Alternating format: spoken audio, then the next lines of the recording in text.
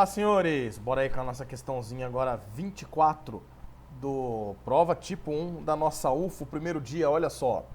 Uma prática muito comum nas escolas é a montagem de um motor elétrico rudimentar simples, conforme indicado na figura A. Ele é constituído de uma pilha comum, suporte de arames que podem ser de clipes de papel, um fio condutor enrolado em formato de uma bobina e um ímã permanente.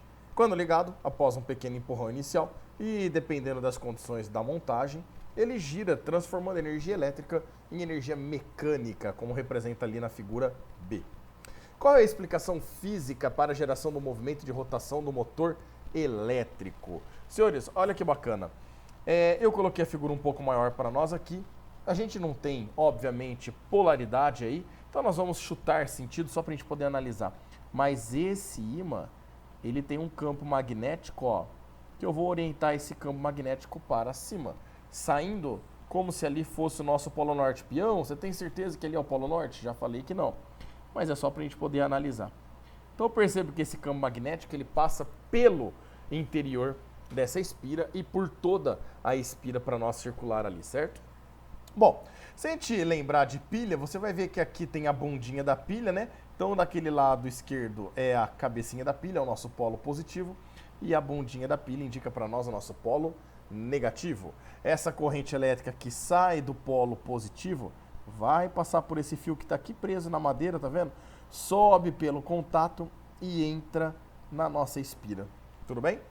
Dessa forma, eu vou falar para vocês que a corrente elétrica ela está entrando e girando nesse sentido na nossa espira circular.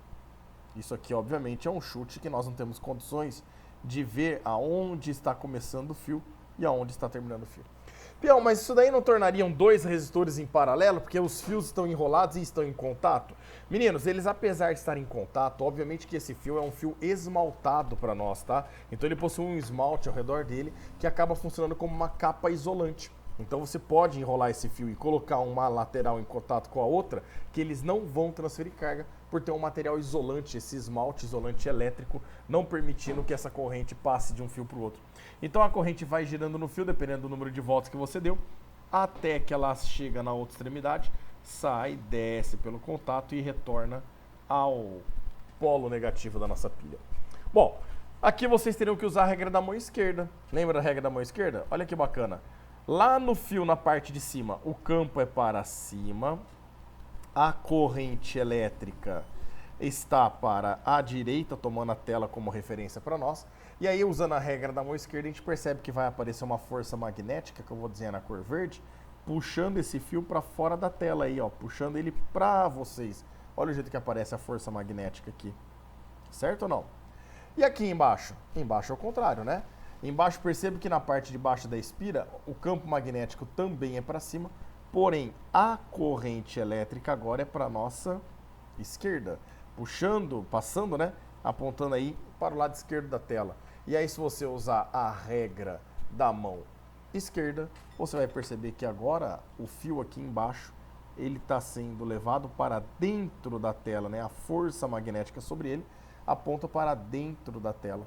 Isso faz com que o nosso fio, ele tende essa espira metálica girar num sentido na parte de cima e no mesmo sentido, só que lá na parte de baixo, fazendo essa espira girar em torno deste eixo aqui, senhores. Isso, obviamente, o sentido depende de uma série de fatores dentro dos caminhos que eu utilizei aqui para a gente poder enxergar tudo isso, certo? Então, ó, qual é a explicação física para a geração do movimento de rotação? Nós temos uma corrente elétrica passando pelo fio, que está imersa numa região de campo magnético que faz aparecer sobre essa espira uma força magnética que faz o nosso pedaço de fio, a nossa espira circular girar como se fosse um rotorzinho, né? Então no item A, a variação do campo magnético não tem variação do campo magnético, né? O campo magnético ele é constante para nós, é de um ímã. Interage com a corrente da bobina e gera diferença de potencial, não gera diferença de potencial, foi gerada pela pilha, né? Item B, a diferença de potencial da pilha interage com o campo elétrico variável na bobina? Não tem nada a ver com a DDP da pilha. Tem, que vai ser o valor da corrente, então a intensidade da força apenas, mas não o sentido de giro e se vai girar ou não. E muito menos com o campo elétrico, né? Um campo magnético. O item C, A corrente elétrica que percorre a bobina interage com o campo magnético do ímã e gera as forças necessárias para a rotação. Então a melhor alternativa para nós aí, percebo que é a nossa alternativa C, né? Que ela mostra exatamente o que nós desenhamos e comentamos ali na figura. E o item D, o polo magnético do ímã interage com os polos elétricos da pilha e gera a corrente elétrica necessária para a rotação. Esses polos e essas interações não tem nada a ver com a rotação da nossa espira circular. Fechou, senhores? Um grande abraço a todos e até mais.